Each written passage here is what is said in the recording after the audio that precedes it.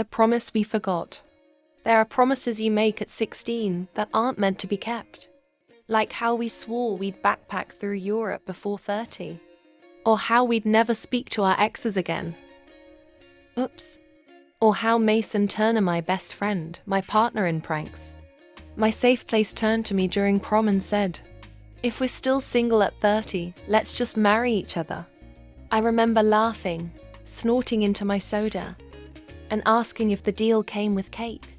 He nodded, serious as ever. Triple chocolate fudge. We pinky swore. Then we danced badly to a slow song, took blurry pictures on a disposable camera, and moved on with our messy teenage lives. I forgot that night.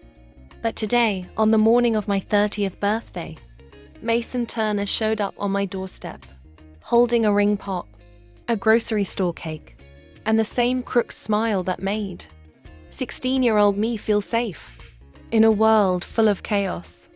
"Happy birthday," he said. "Ready to get married?" Hey, dreamers. Welcome back to Blessing's Storyverse, where we don't just tell stories, we live them. Today's tale is full of mystery love twists. So grab your popcorn and let's dive into another episode. The Pact Revisited. "You're joking," I say. Mason shrugs, stepping into my apartment like he still lives here. "We had a deal. That was a prom night pity. Pact made by two hormonal weirdos with zero love lives and way too much soda in their systems." Exactly. And now we're two older weirdos who are still very much single. I blink. He places the cake on my counter. It's poorly decorated and says, "Let's get hitched," in wobbly red icing. "Did you actually plan this?"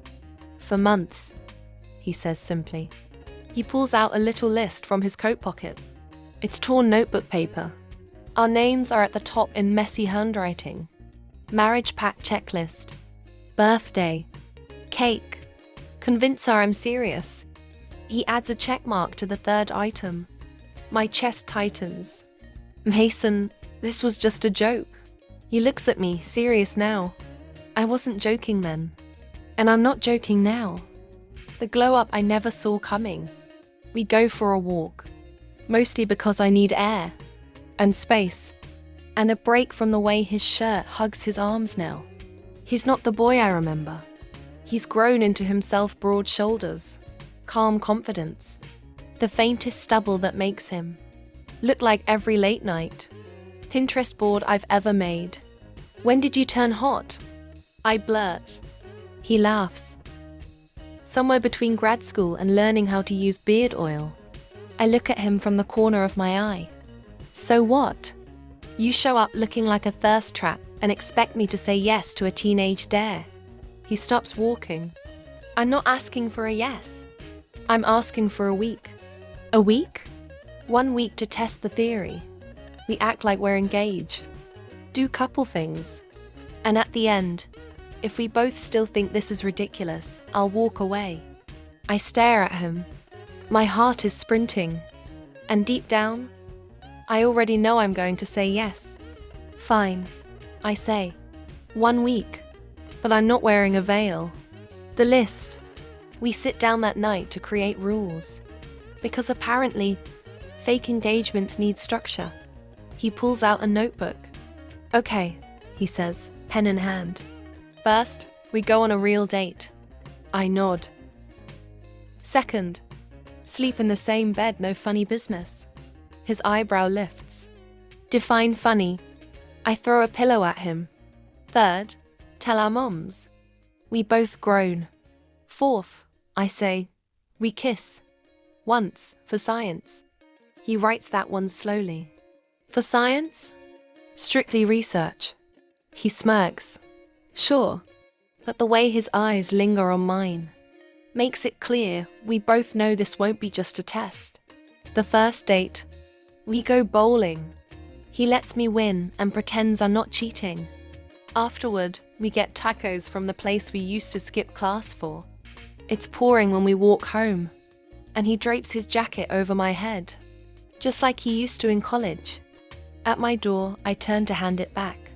You always looked good in storms, he says softly. My breath catches. Suddenly, I remember another rainy night sophomore year when we almost kissed after watching a horror movie. I chickened out. He never brought it up again. Until now. I hand him back his jacket with trembling fingers. Some things don't change, I whisper. Some do, he replies, and walks away before I can ask what he means. The sleepover. We sleep in the same bed on night 4. I wear a giant hoodie and 5 layers of emotional armor. He brings a pillow to the floor. Seriously? I ask. You're not even gonna try to sleep up here? Didn't want to make it weird. I sigh and pat the spot beside me. It's always been weird with us. He hesitates, then climbs in. We lie back to back, not touching.